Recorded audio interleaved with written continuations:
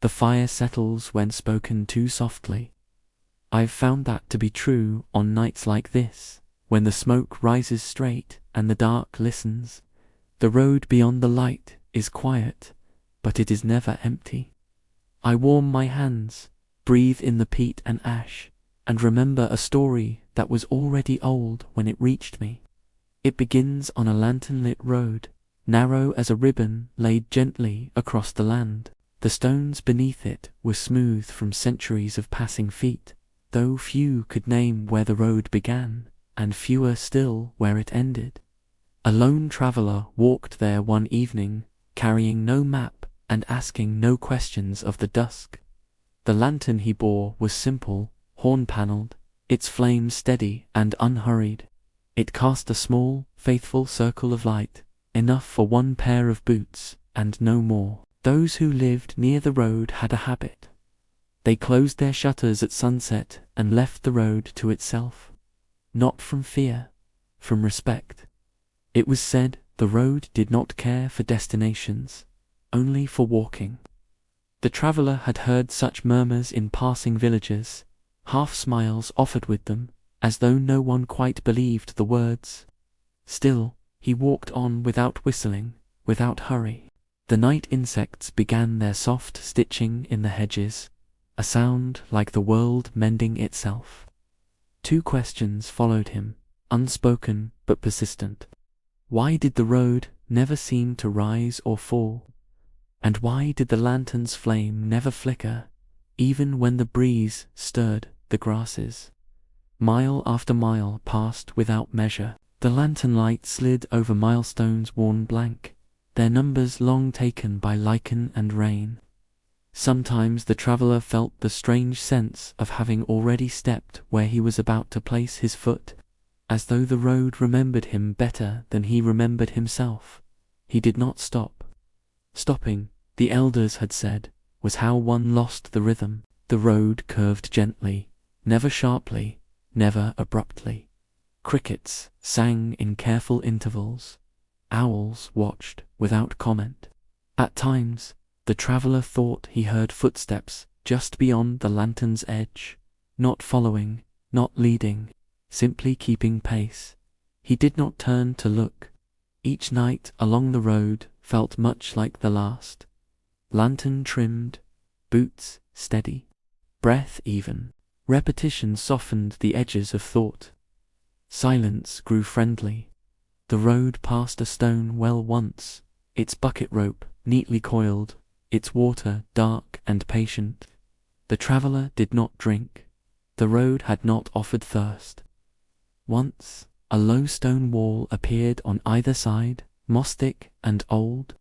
No fields lay beyond it, only darkness and the small gleam of beetles drifting like embers in the grass. The unanswered questions remained, but they no longer pressed so hard. Walking seemed answer enough. Somewhere in the long middle of the night, the lantern grew warmer in the hand, not hot, alive. The insect's song shifted then, changing its pattern, as if responding to a signal only they could hear. The footsteps beyond the light drew nearer, still unseen, still unthreatening. It was at that moment when the road felt closest, almost companionable, that a memory stirred in me. I have walked that stretch before, though I could never say when. The traveller continued, unaware of any watcher save the stars, which blinked slowly as if tired. The road narrowed just enough to be noticed, just enough to be felt in the bones. At last, the lantern light brushed against something different. A figure stood ahead, not blocking the road, but standing within it as naturally as a milestone or tree. Another traveller. He carried no lantern.